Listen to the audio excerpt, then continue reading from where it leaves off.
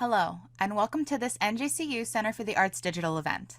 We would like to ask everyone to please keep your cameras and microphones off during the program. There will be a Q&A section at the end of the program, and we will only be accepting questions and comments via the chat window.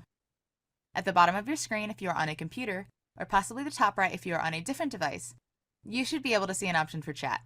If you click that, it will open the chat window where you can type your questions so that they may be read aloud and answered. Thank you, and enjoy the event.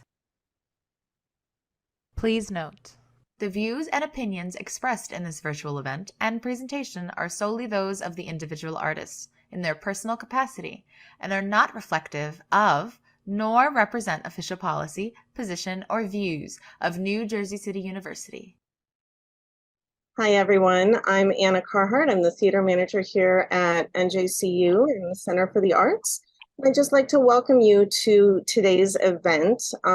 We have riveting reading and conversation coming up about the Triangle Fire, and I can't wait for you to see it. I'd like to introduce opening remarks by Jason Martinek, the Interim Associate Dean of Humanities, Arts, and Sciences here at NJCU.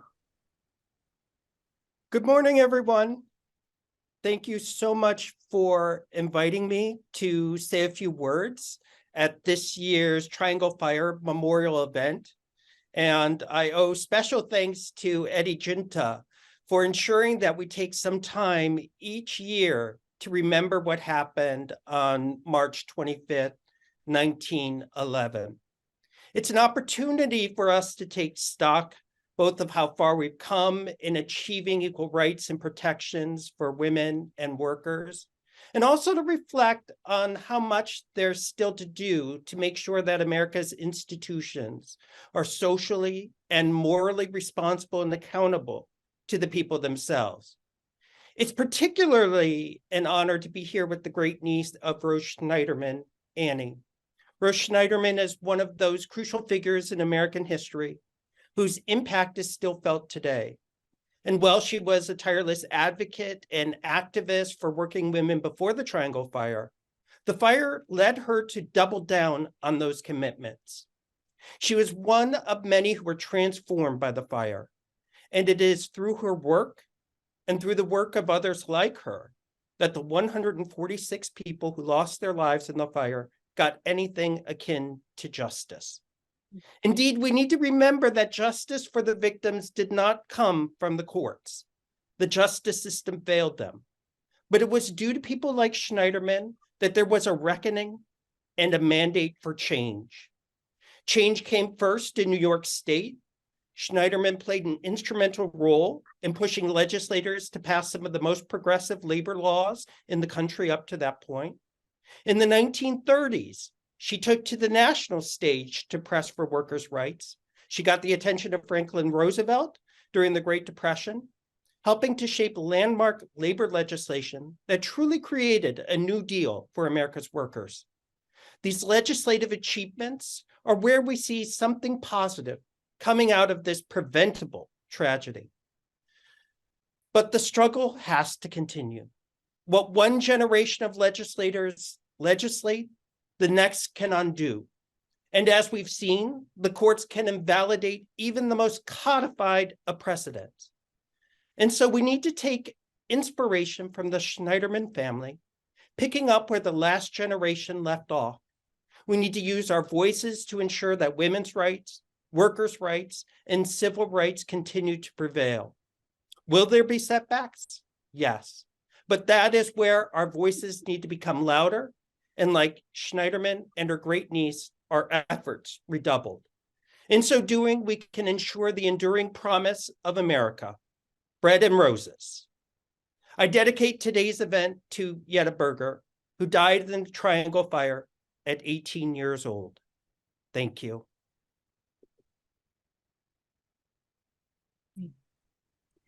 Yes, I'm so happy to be here. And today on March 16, 2023, I want to dedicate this fantastic event in memory of the worker on whom I have been working on her story.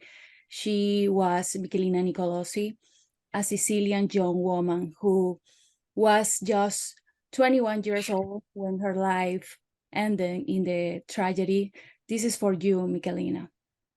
Thank you so much, Jenniffer, and thank you, Jason, for being here, for welcoming us, for welcoming Annie, and for welcoming our community in this moment of collective remembrance of the Triangle Fire. Thank you also for naming one of the workers as we will all do today. Isabella Tortorelli was 17 years old, and I learned her name 22 years ago as I stood in front of the brown building, once called Ash Building, with a crowd of people, and each of us called out a name. All I knew that she was is that she was a worker at the Triangle Factory, and she was 17.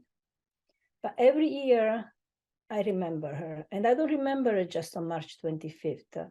Sometimes something will just bring her to my memory. She's my Triangle girl. I remember other workers as well, but Isabella is very, very dear to me. I've been since then in touch with some of her descendants, and they don't know much about her. We know that her sister died in the fire, and we also know that Isabella was engaged to be married, to whom Marianne Hacker, her great-great-niece, doesn't know. But such small details help us rescue the memory of the Triangle workers, not only from anonymity, but also from a memory of who they were that is just linked to their death. So part of the Triangle Fire project that we engage in as a community is really remember their lives and celebrating the lives that they led.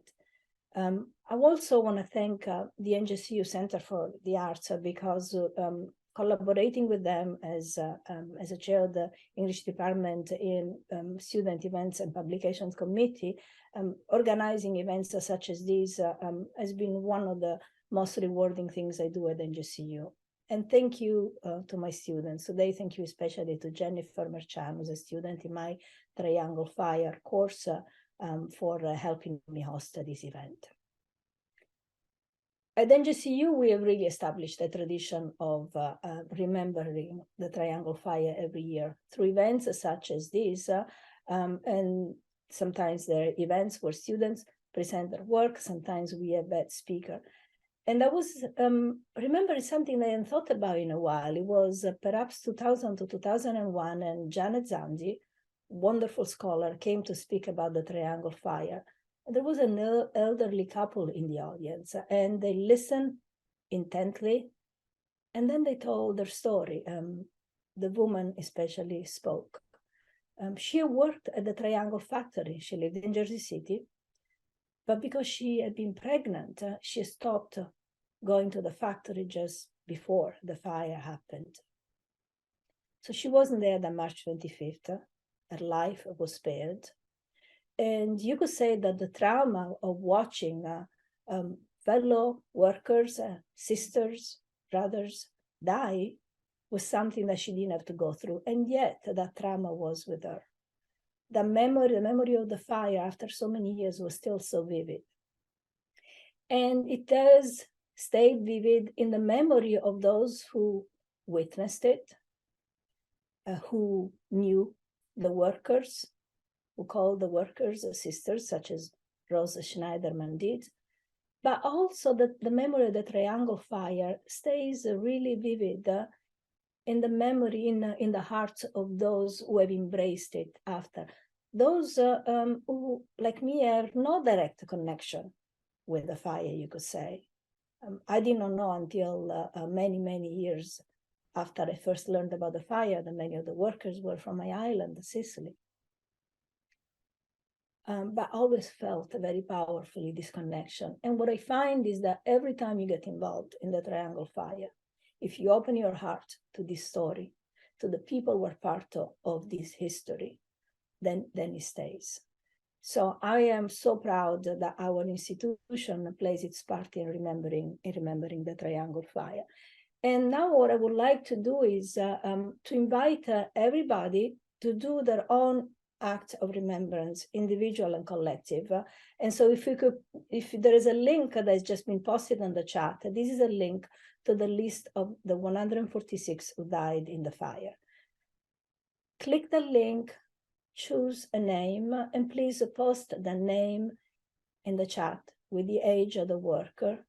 And for today, and perhaps after today, remember that person. Hold them in your heart, in your memory. I also want to invite my students from my Triangle Fire courses to do the same. They're all engaged right now in a name project. Each of them is working on an essay where they explore not only the traces of the life of a triangle worker, but also what it means to remember, what it means to engage in these small but meaningful acts of advocacy. The Triangle Fire is primarily a story of women and girls. 146 died, 129 were women and girls, 65 were teenagers. 65 teenagers, many younger than my students today. So yes, Triangle is the story of women and girls primarily, and that's why we often not only we commemorate it during the month of March because of the date, but also it's Women's History Month, and so let's remember that as well. So Triangle is a story of the workers, the women, the girls, the sisters, the mothers. It's a story of those who died, the story of those who survived, but it's also the story of those who fought to improve the working conditions, they fought for social justice, and they also mourned the losses. So it's a story also of Rose Schneiderman. I am so deeply moved and honored that our guest today has an extraordinary connection with the Triangle history, but also with Rose Schneiderman. Annie Schneiderman Valliere is the great niece of Rose Schneiderman. So, but she has taken this role as her great niece beyond just the act of the family connection. She has been for many years working hard at researching and spreading the news of who was Rose Schneiderman, one of the people that our students should be studying in high school, who led an extraordinary life, who was an immigrant girl, who was fearless and affected, as we heard from Dean Martinek, really important changes in our society. On a personal level, I've had the privilege to work closely with Annie as she wrote this magnificent essay, The Two Roses, A Great Niece Remembers, for Talking to the Girls, an anthology on the Triangle Fire that I edited with Marianne Trasciatti. And I have edited many projects, and every project is very special, but there was something about this Triangle Fire anthology that really took me to a different place. And the kind of collaboration, exchange, and intimate connection that developed between editor and writer is something that has moved well beyond the publication of the book a year ago, and has become a continuous movement in the field of learning and friendship and partaking and feeling responsible to keep alive the memory of the Triangle Fire. So Annie, welcome, and thank you so much for being here. And I know today you're going to be sharing bits and pieces of your essay with us and talk about your broader research on Rose. And I would want to encourage our audience, please keep posting the names, first of all. And as you have questions, feel free to post them on the chat. In the second part of the event, Jenniffer will read some of these questions and Annie will be allowed to answer. Annie. Thank you very much. And thank you, University of New Jersey, and Jenniffer and Jason and John and Anna and Eddie for having me here. It's really an honor to be here and to share the essay and some stories and information. And I'd like to make a tribute to Jetta Coopersmith, who was 16 when she died at the Triangle Fire. And she lived on 2nd Avenue. And Rose also, one of the many places Rose lived over time, because they were poor, they moved around. She also lived on 2nd Street. And she may have known Jetta, as she knew a lot of the Triangle workers. So I'd love to, in honor of her and all the workers. What would you like? Would you like me to start? Yes, please. Okay. Yes, So let's I'm going to read a little piece, and I think Anna's going to put on a picture. This is a picture of Helm, where Rose, one of the towns Rose lived in, and in the 1890. And I just want you to see what it looked like. This is where she came from, in Poland. Rose was 8 years old when she left for America with her mother and 2 younger brothers. It was 1890. Her father, Samuel, had left months earlier. They left Savin, the town where she was born, in the geographic area that is now Poland. But between 1815 and 1817 was also part of the Russian Empire. They slipped through borders without passports because Jews were not allowed to leave the Russian Empire. How Rose's mother, Dora, escaped from Europe and came to America with 3 small children was the first family story that her grandson, Herb Schneiderman, my father, told me. I still hold the image of Dora hiding the youngest, Charles, under her shawl so that his chatter would not be heard by the guards as she and the children slipped through the Polish-German border. It was Dora who stood up to the Russian government when Samuel was conscripted into the army. Russian law required that Jews enter the military between the ages of 12 and 25 and serve for 25 years. Non-Jews, however, were not called to serve until they were between 18 and 43. This law was meant to de-Jewify Jewish young men. Sons who were the only male children were exempt from the compulsory military service. Samuel was an only son, but when a wealthy Jewish family purchased Samuel's exemption so that their own son would not be drafted, he was called to serve. Dora, pregnant with Rose, hired a carriage to take her to the next town. She went to the Russian army office and successfully pleaded her case to the head officer. Rose understood that her mother had saved her father from a life of servitude to the Russian government and years of separation from the family. She also understood that her father had taken great risks to escape Poland and that her mother had demonstrated remarkable courage and initiative to escape with her children and join her husband across the ocean. She embraced her parents' resolve and built upon it tenfold. Living her life in the pursuit of liberty. She became Rose Schneiderman, heroine of the labor movement, with her famous speech after the Triangle Fire. The tiny redheaded Jewish immigrant inspired the audience at the Metropolitan Opera House and the community at large. She remains an important figure in the international labor movement. But for a long time, however, I knew nothing about Rose's landmark work in labor, her contribution to the suffrage movement, and her activism in other human rights movements. I did not even know about her speech at the Metropolitan Opera House. I was a little girl, and she was my beloved little Aunt Rose. Only after her death did I begin to ask questions about her. In 1991, I started to research her life.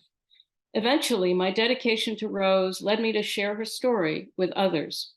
The knowledge and understanding of Rose as a labor activist that I acquired later in my life has reframed my memories of my aunt so that when I return to those childhood memories where I find Aunt Rose, the historical figure enters the room as well.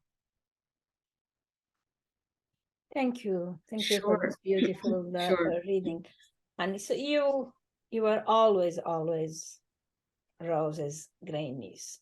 But as you so eloquently put it, then learning about her activism after her death reframed your understanding. Right. So how has that changed your relationship? Not just your understanding of Rose as a historical figure, which we're going to talk more about, but really in terms of the intimate relationship. You talked about the superimposition of the historical figure and what she did during her life, of which you knew little, with your memories of your little Aunt Rose. So I think I'm trying to figure out your question, which is how did I How did it change? How do you how did change? it change me? Change? You know, how did Well, Rose change? yeah. So I, saw her as very cute and adorable, and also kind of scary, intimidating, even though she was tiny. But I loved her to pieces. And then when I was older and she died, and I realized, and I was reading a lot of feminist literature and women's history, and realizing that she was an important figure. And I had also, of course, my family had kind of given me that information. I started to sort of pull her into the things that she had done, and her significance, pulled that into my image of her. And I think it's given me a lot more affection for her and more knowledge of her personally, as well as in the larger world. It inspired me to do things as a young adult and in college and along the way that I don't know that I would have gotten involved in necessarily. I might have, but some of the things, an example would be that I sing, and I sang in bars and restaurants and weddings and funerals. And I began singing at labor events and things like that, that I might not have been drawn to otherwise, definitely. So, and just, political activism. I'm less involved in the political activism now, except to support, the Triangle Fire stuff, just because of other things in my life, but certainly am committed to those efforts. Thank you. Thank Sure. you. Will you read us a little more from the essay? Sure. Okay. In September 1909, as the Lower East Side organizer and a vice president of the New York Women's Trade Union League, Rose assisted the workers at the Triangle Waste Company and the Liaison Company in their strikes. These strikes helped mobilize the shirtwaist workers to demand a general strike, which became the 1909 Rising of the 20,000. Rose worked side by side with her friends Clara Lemlich and Pauline Newman. Clara was working at the Liaison, and Pauline was a former Triangle worker. Both were ILGWU work organizers, International Ladies Garment Workers. All three were firebrands. Rose and her fellow members of the New York Women's Trade Union League and the ILGWU helped the strikers of the Triangle Waste Company and thousands of other shirtwaist workers keep up their fight for 14 weeks. The day after the Triangle Fire, Rose and a group of New York Women's Trade Union League members pounded the pavement on the Lower East Side, looking for survivors, the wounded, and the family members of the dead. Leon Stein quotes Rose, "We went into the East Side to look for our people, our workers in the Women's Trade Union League, took the volunteers from the Red Cross, and together we went to find those who in this moment of great sorrow had become oblivious to their own needs, Rose knew just where to look. We found them. You could find them by the flowers of mourning nailed to the tenements. You could find them by the wailing in the streets of relatives and friends gathered for funerals. But sometimes you climbed floor after floor, up an old tenement, went down a long, dark hall, knocked on the door, and after it was opened, found them sitting there, father and his children, or an old mother who had lost her daughter, sitting there silent and crushed. 4 days later, Pauline Newman asked Rose to speak at a memorial for the victims at the Labor Lyceum in Philadelphia. Prior to the memorial, Pauline wrote to Rose, "Take care, Rose dear, and do not break down. It would not be Rose's last appearance at a Triangle Fire commemoration." On April 2nd, 1911, Rose spoke at the Metropolitan Opera House. She would later thank the New York Times for preserving her words, because her speech, as was usual, was unscripted. She stood silently for a moment and then began to speak hardly above a whisper. The New York Times reported, but she held the packed house of mourners and protesters spellbound.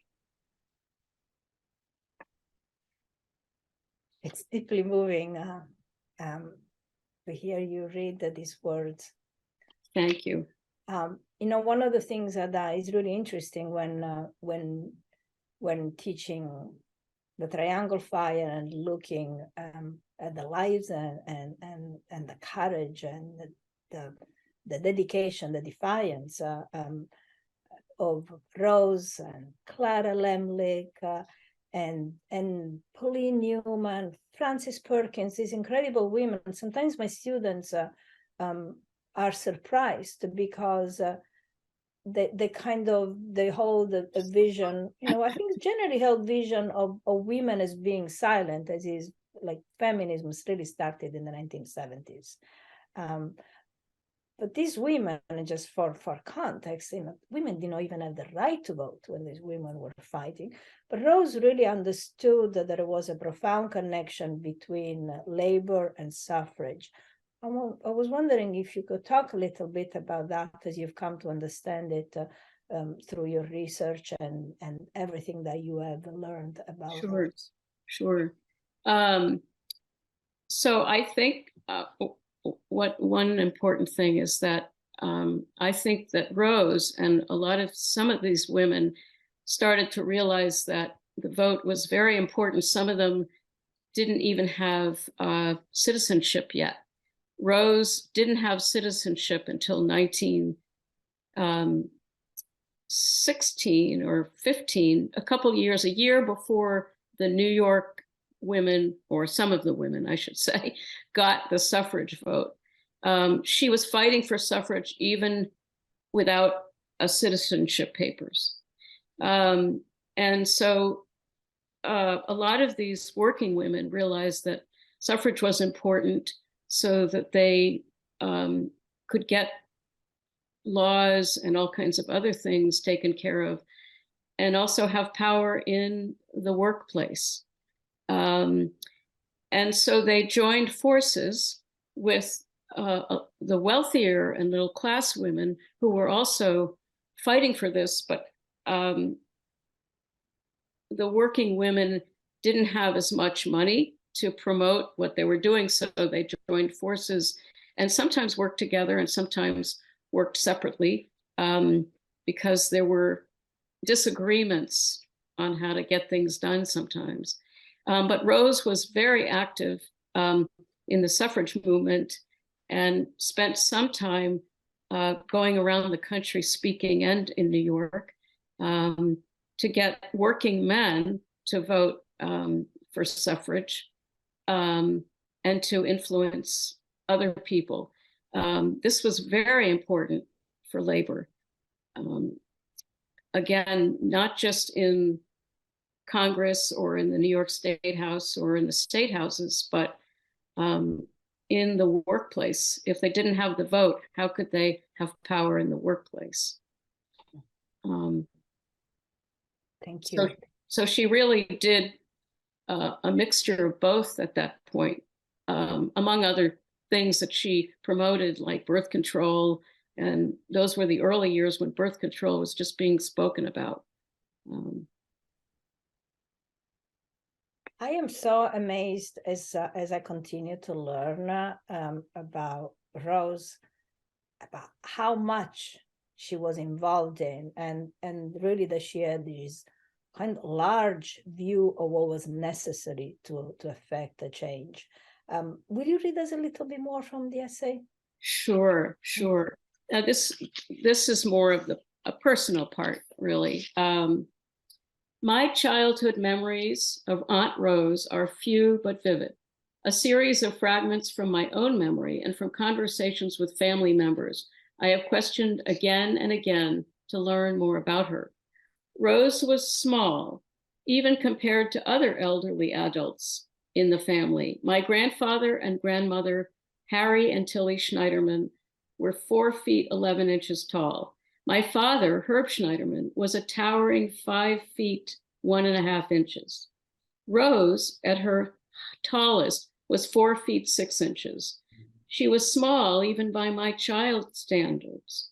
When she greeted us at her apartment door, she was always dressed in her best, a blue dress with a cinch at the waist, sheer stockings, and a chunky black heels reminiscent of her style during the late 1930s and 1940s, when she would still speak at union meetings and served at the National Recovery Administration's Labor Advisory Board in Washington, D.C., or as a secretary of the New York Department of Labor. My father and aunts have described Rose as a woman with no tact. Often her nieces were the recipients of her criticism and advice. Lisa Kleiner, another great niece, told me that her mother admired and feared Rose, who would voice strong opinions on how she would raise her children. Rose wanted girls and women to stand up for themselves. She had spent many years instructing and urging, organizing, and mentoring women. She must have felt very passionate about putting those same efforts into the girls and women of our family.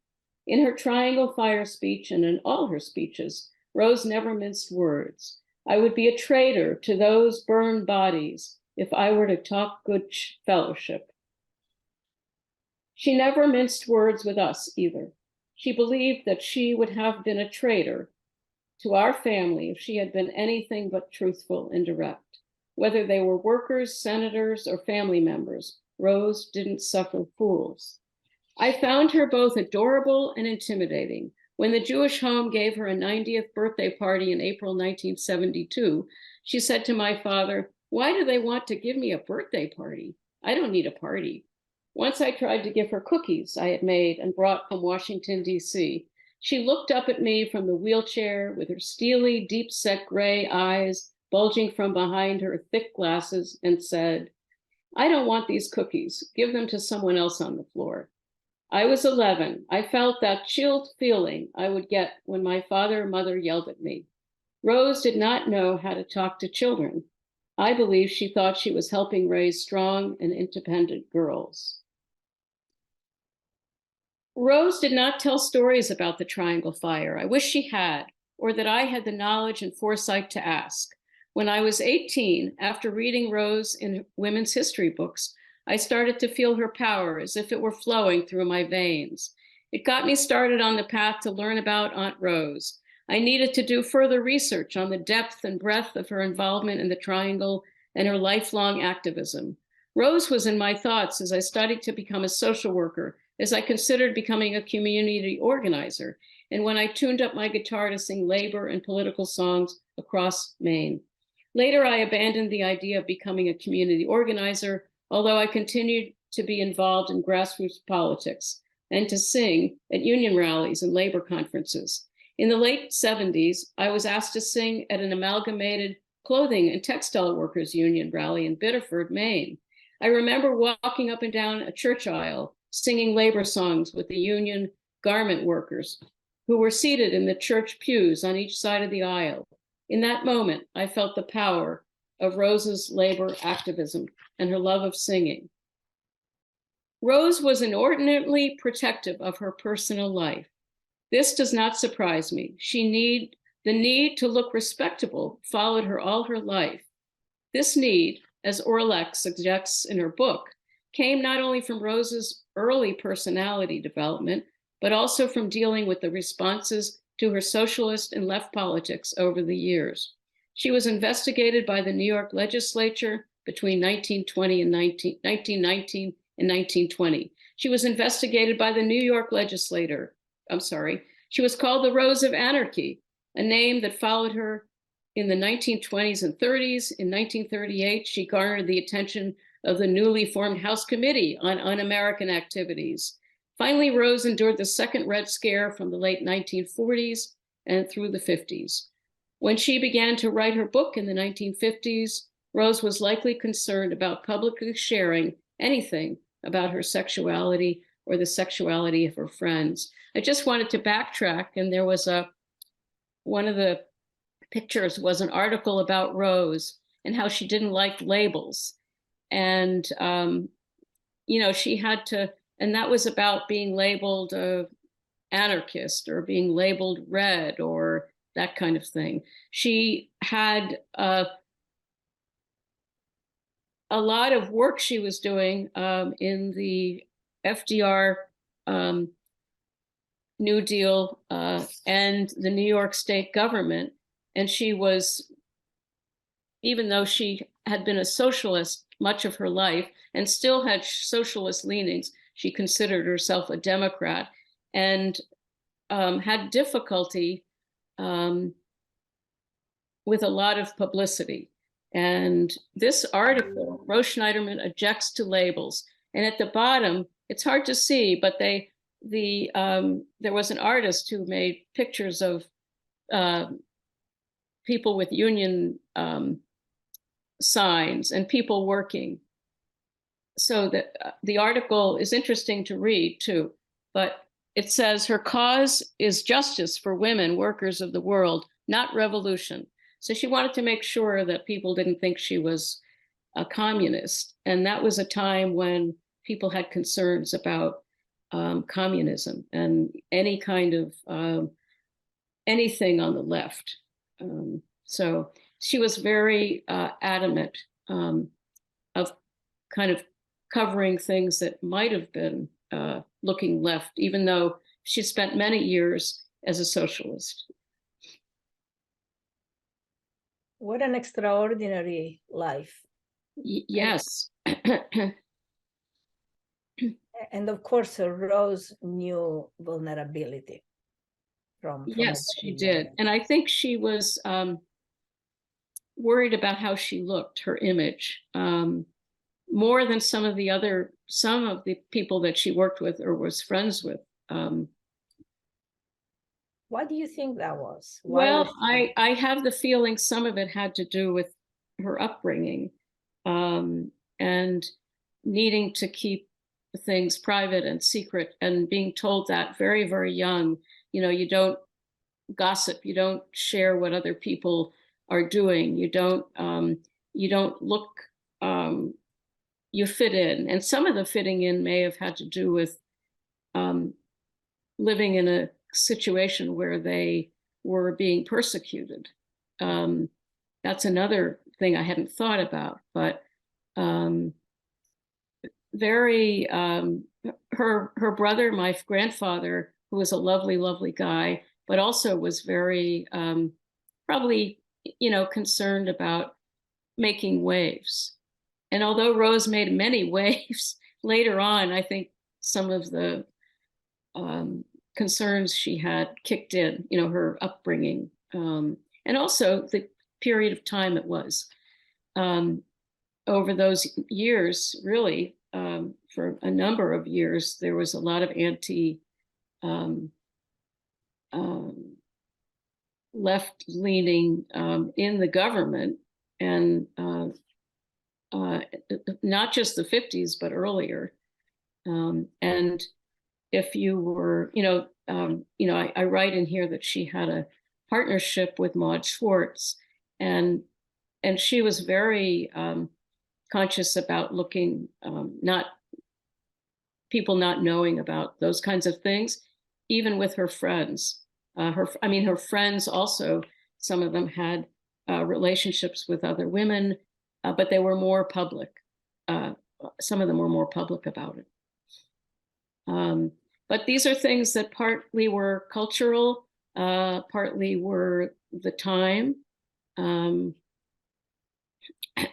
partly were her personality. Yes.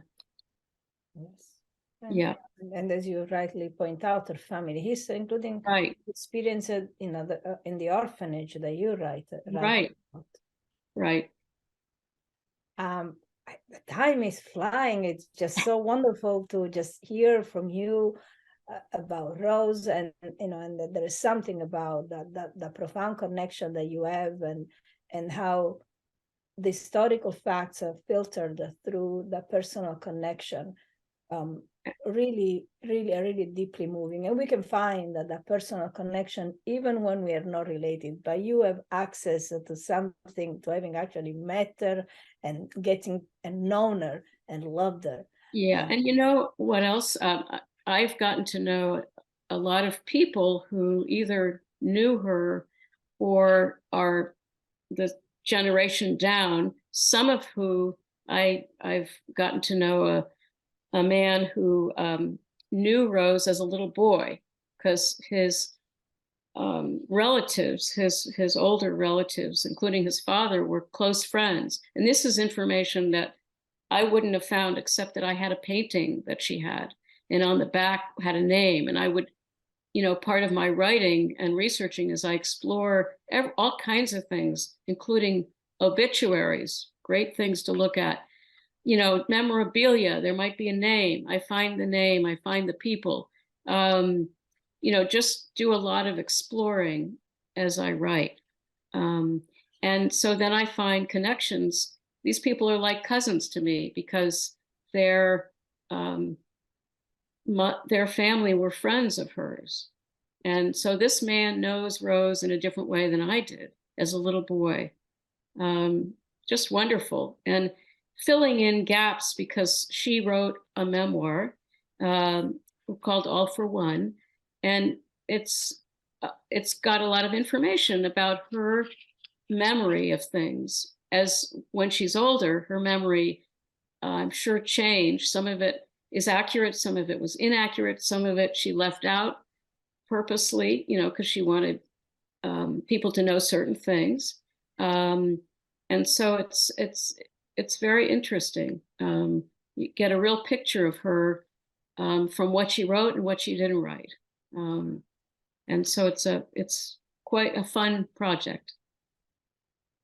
We can feel the dedication that you have to this project. Thank you. And I want to invite my co-host Jenniffer Marchan to join us, because I know that she has some questions, and also want to invite our audience, if you have some questions or some comments that you would like to share with Annie, please post them in the chat.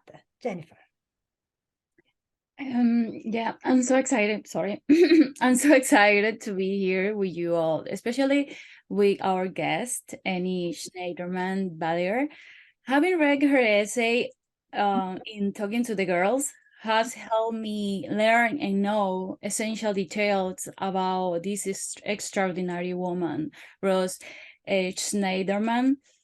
Studying the Triangle Fire tragedy has taught me many things that I didn't know when I arrived in the United States.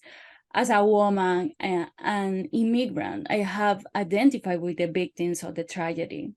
I feel an affinity with and empathy towards the brave women who fought hard to show that the lives of working people matter. One of those remarkable women was Rose Schneiderman, for sure. I feel excited and grateful to have the opportunity to be part of this event with her great niece, Annie Schneiderman Valliere.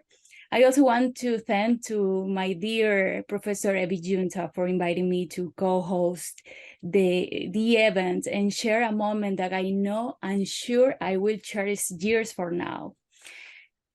Before I start with my questions, I want to remind our audience to post their questions for Annie on the chat, and I'm going to read the questions on the chat when I finish mine, okay? I have a few questions on my own. Annie, I was deeply moved by the intimate way you described your great aunt Rose Schneiderman, and the way in which you included your own memories and stories about your family in your essay, The Two Roses. Can you talk about the process of writing about your family? What was it like to convert memories into reading text? What was it like to convert my memories into reading text? Wow, that's a great question. You know what well, it was a great experience. And what I did was I actually sat with paper and I sort of thought about, what do I remember about her?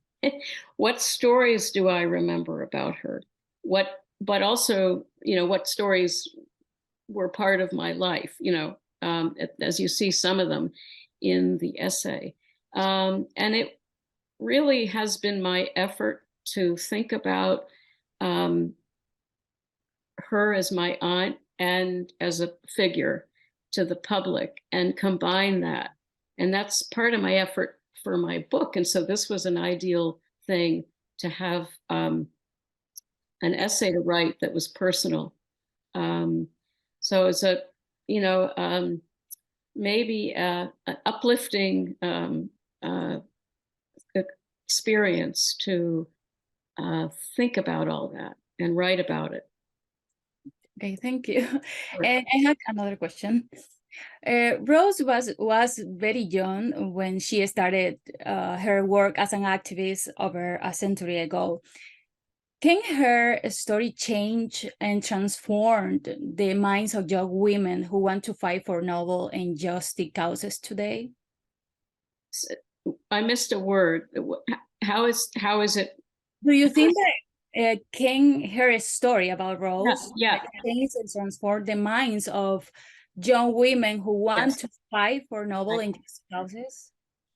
I think I got what you said, but I see a lot of her all over the world, actually, and people using her, and a lot of this, the things that a lot of these women did as a role model. For instance, in London, there was a Bread and Roses march for women, I think in 2019, and they connected the phrase "bread and roses" actually with the Triangle Fire, which is okay, but it wasn't connected. But they are using her. They were using her as their sort of image for this massive march. And you know, I see her in places where labor activists using her. A number of years ago, in 2011, I think, they used her as a model when labor people were fighting in Wisconsin to keep collective bargaining going in their schools and their government jobs. So she really is an inspiration. It's going to know all this information. Yeah, she really, she is in many ways. Yeah. In the essay Two Roses, you wrote about the first time you read All for One, Rose's memoir. How did you feel when you discovered the struggles and challenges your family, and especially Rose, faced in Poland and later in the United States? You know, I feel that most of my life I have felt cultural and connection with my ancestors, which is a beautiful feeling. You know, to connect. I am Jewish, and so I connect as a Jew, not necessarily about religion, but about the culture and also about what they went through. And it's given me more richness. And I hope that everybody in the audience can find that richness, if they haven't found it yet, in their either their culture or religion or you know, all kinds of things from your history, even if people's families, sometimes we love our family to death or people in it, and sometimes we don't, but we find some pieces that are important and drive us, you know. And Yeah. our audience has lots of questions. So Jennifer, you wanna Sorry, start I have many questions, but time. I know you want Annie all to yourself. I felt the same way. Okay. I saw one, which was if somebody wanted me to sing, all I saw was sing Bread and Roses, but I'll save that for the end. Okay. I had a question from Luisa del UDC, I think is the last name. How did you especially use family memory to contribute to her story? Whose memory was most prevalent? Wow. How do I use that to contribute to the story? Well, I guess I think about the fact that we have to humanize people who are heroines and heroes, or people who people look up to, and those are important parts of them to look up to, but we also have to make them human.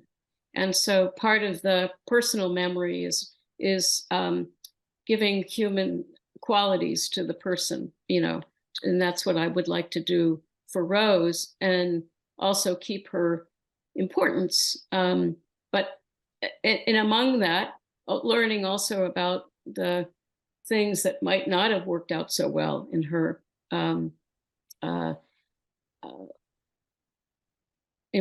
her life and her contributions and her personal life. So it's making people really human.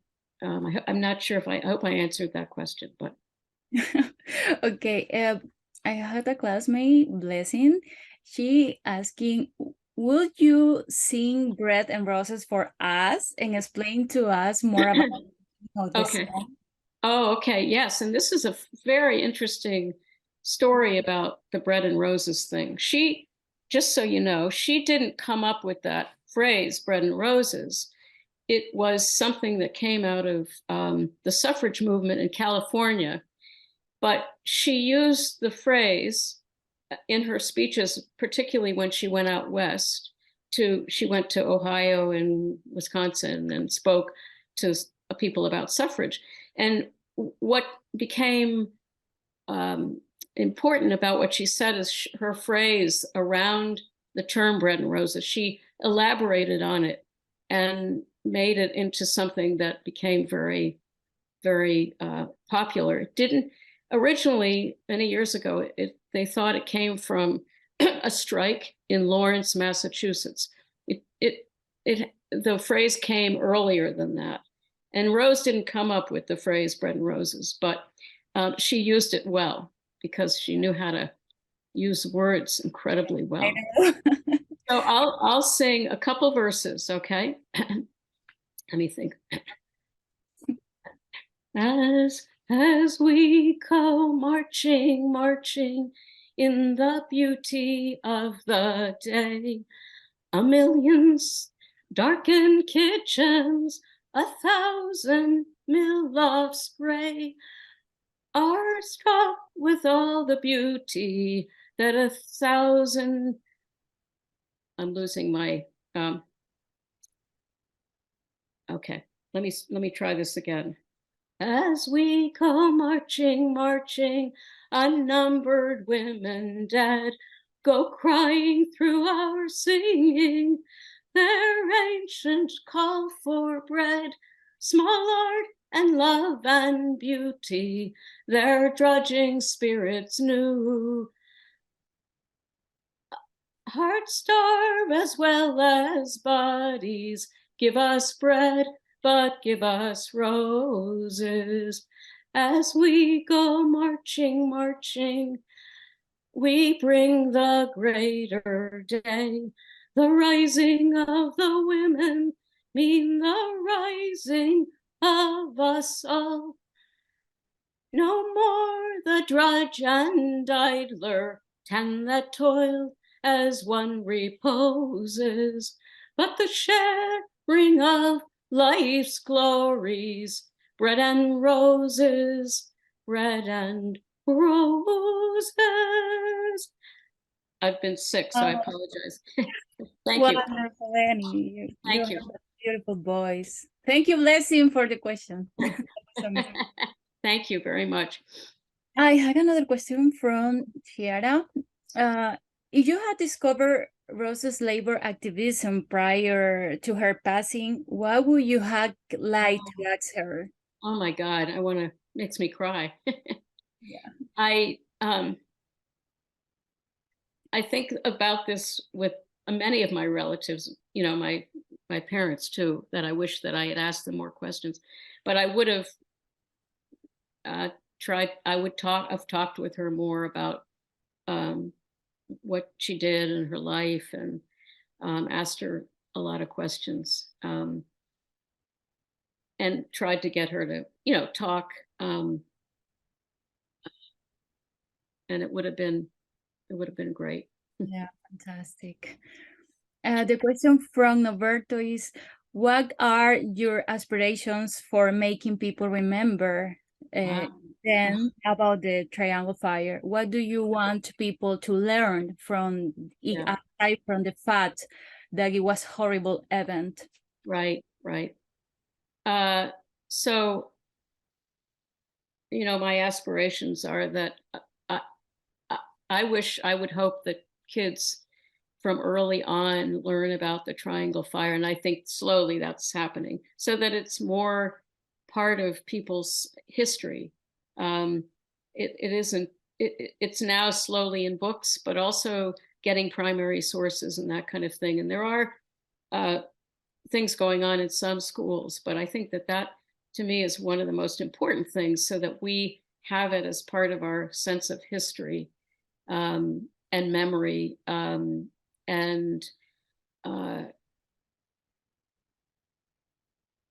So I also think, and this is part of why I'm writing this book, is that the people who work, who do most of the labor in this country, their stories need to be told. And she's one of those people, and to promote more information about some of the hazards and events that have happened that people don't necessarily think about, you know. That's true. Okay, thank you, Annie. We'll take one more question, Jenniffer, so okay. You have to pick. Okay, sorry. Pressure. What would you like people to remember about Rose more? Yeah. Well, I would like them to remember that she helped create a lot of the laws that we have today, and safeguards that she contributed to a lot of labor efforts, including, you know, fighting for the 8-hour day and Social Security and things like that are really important to all of us. But also that she was a big part of the Triangle Fire effort before and after the Triangle Fire. And that, as Jason had said, helped lead her. She did a lot before, but helped lead her to help the rest of us for the rest of her life. The question from Tyler is, how do you and your family commemorate the Triangle Fire every year? Yeah, well, I do by some, you know, for instance, in 2011, I went down with my husband for the 100th anniversary, and we talk about it, and they also chalk with me.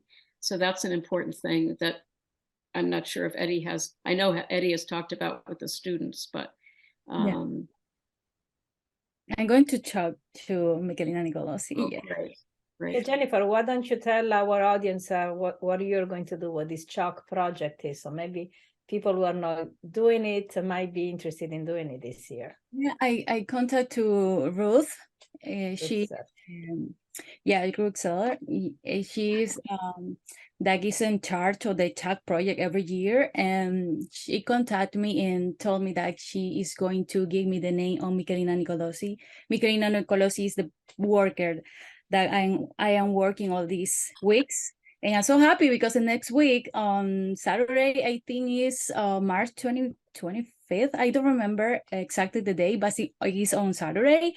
I'm so excited because I'm going to talk Michelina Nicolosi. And I'm so excited because I want to share all these moments with all these people that I'm going to highlight the likes of all these workers. Thank you so much, Jenniffer. And I want to also remind our audience, for those who are not aware of it, that on March 24th, there will be the yearly commemoration of the Triangle Fire at the Brown Building. And so you can, it's at 11:30 a.m. It's an incredible event where people gather. We hold the shirtwaist kites with the name of the workers. The firefighters are there. There is this incredible moment where the ladder is raised to the 6th floor, which was as high as you went in 1911, and the workers were stuck on the 9th floor, so they could not be rescued. So if you can, please attend the commemoration. It will also be live streamed. If you go into in the website of the Remember the Triangle Fire Coalition, you will find those details. And before we close, I want to ask one last thing to Annie. If you could tell us, this essay is just one small part of a larger project that you have been working on for many years, and it's really a monumental project. Can you talk about your project? Yes.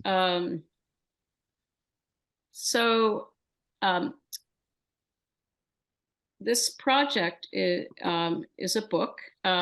It's going to be a trade book, not a scholarly book, because I'm not a scholar, and I wanted it to be available to be read by all of us and people who work in a factory or wherever. I actually work from an outline. So I use an outline for my book, but I have been writing every day. But I also write, if I think of something, I have a notebook with me, or I put a note in my iPhone notes. And it's, I've been looking for an editor. I have an editor, but I'm looking for a publisher. And the book will be a combination of the history that you might read in a book, as well as interviews with all kinds of people that knew her, and scholars, and my own memory, relatives' memories, and photographs. And again, I want to give a whole picture of Rose Schneiderman and the efforts that she was involved in, the Triangle Fire, working with domestic workers, working with FDR, her early years out on the streets, all the pieces that I could put in there. And we can wait for your book. We will definitely write you back when the book is out. So thank you. So that we can talk about that. We can hear you read from that, and we can all have our own copy of your book. This was such a deeply moving event. All the parts. Thank you, everyone. Jenniffer, you're spectacular. You could have done this just on your own. And I just want to say, this is the first time that you're hosting an event, right? You did a beautiful Fantastic job. Annie, how can we thank you for your beautiful heart, generosity, for teaching us with such kindness and openness, and for bringing Rose to us today. Thank you so much. Again, remember March 24th, the Triangle Fire commemoration. Thank you to our audience, and thank you for participating and for remembering together the Triangle workers. And thank you very much. It's an honor to be here. Thank you very much. Here's the cover of the book again, for those of you asking for the title. And I would like to share with you some upcoming events that we have here at the Center for the Arts. This weekend and next, the musical A Chorus Line is being performed by NJCU students and students from the Joffrey Ballet School. It is happening on Friday night, Saturday night, and Sunday afternoon, both weekends. And tickets are at njcu.edu/arts. The next literary event that we have is April 19th at 2 p.m. The information is right here. It is a free virtual event, just like this one, and you can register at njcu.edu/arts. And after that, I'd like to tell you about the Sci-Fi Ensemble, who is coming to us on May 4th. They are a string ensemble with percussion who perform music from sci-fi movies and video games and Disney, and it promises to be great fun for the whole family. You can follow us on social media, and you can visit us again at njcu.edu/arts for upcoming events. Thank you so much.